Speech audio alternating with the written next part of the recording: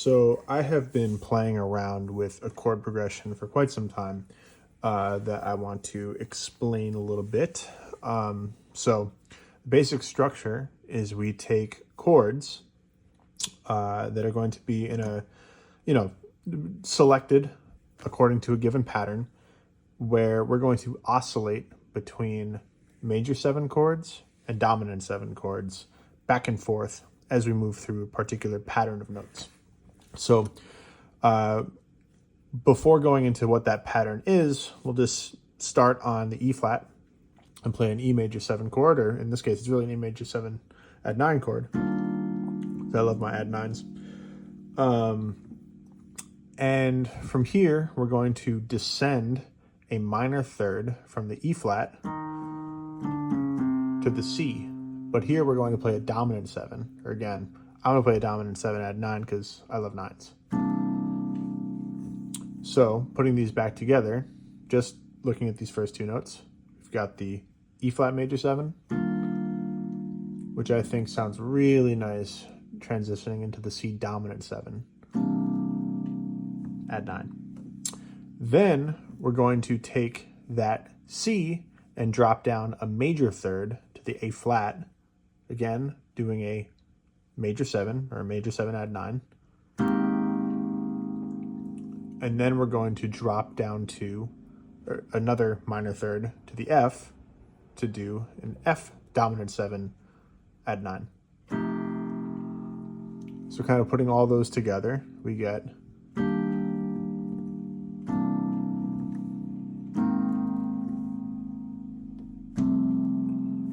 right. We can pick and choose whatever we do. It doesn't really have to be a dominant 7 and a C7 strictly. We can add any color tones that we like to. I rarely just pick, the standard chords and stick to them. I'm constantly throwing things in as long as they're within the mode. And the mode is probably Lydian to, I don't know, would that be Mixolydian? Is that what a dominant 7 key is?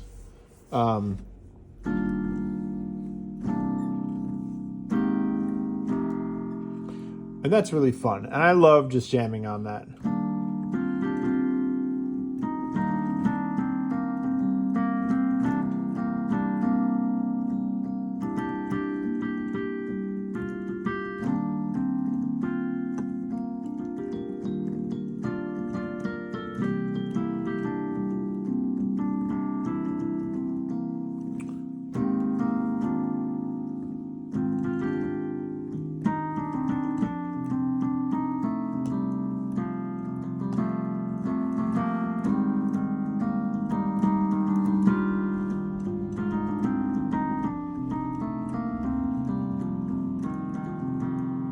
Okay, pretty neat.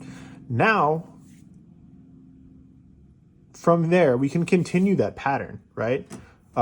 If before we went from this E flat, and then went down a minor third to the C, and then went down a major third, and then went down a minor third again to the F, what's next in the pattern? Where we're going to go down a major third, and the major third down from the F is a C sharp.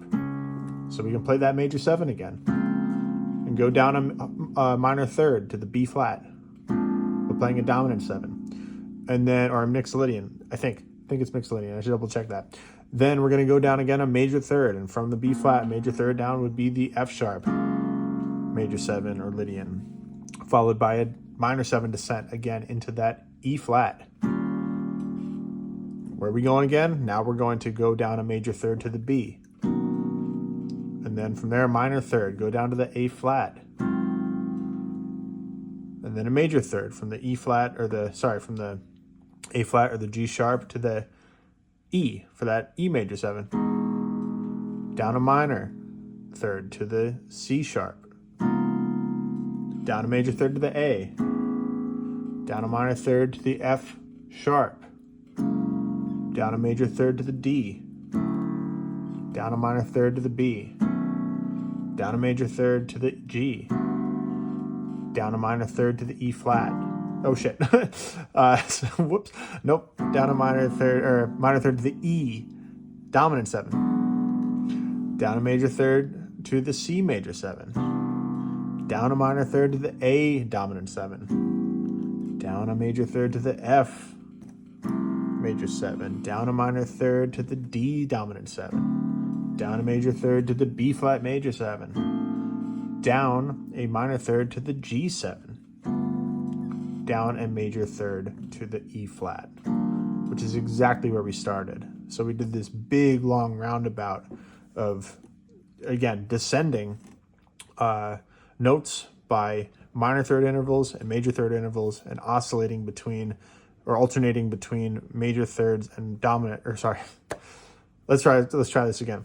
We are descending, alternating minor thirds and major thirds, and we are also alternating major 7 chords with dominant 7 chords, or mixolydian modes with, or Lydian modes with mixolydian modes.